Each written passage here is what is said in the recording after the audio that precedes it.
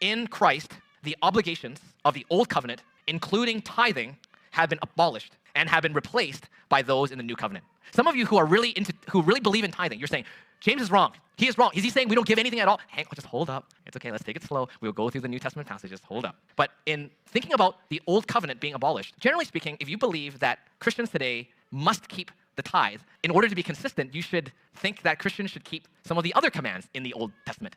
And then it gets very confusing. For example, if your clothing possessed more than one type of cloth, you are disobeying the Old Testament. For example, how many of you like pork belly or pork chops?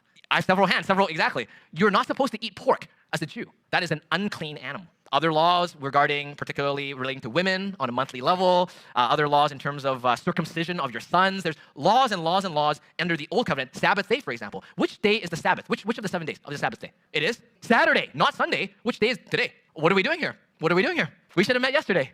New Covenant, thank you, New Covenant, right? Do you see what I'm trying to say? You see? The Bible, specifically in the book of Hebrews, teaches us. You should reread that if this topic, or what I'm saying, sounds kind of new. Reread the book of Hebrews. The book of Hebrews in the New Testament makes it absolutely clear. The old covenant has been abolished, and us that have placed our faith in Jesus Christ, we are under the new covenant obligations, which means that the 10% tithe is not an obligation to the Christian. If you want to be consistent, you should at least say 19 to 23%. If you think the Bible teaches Christians must tithe, you should at least be consistent. You should say, and so, okay?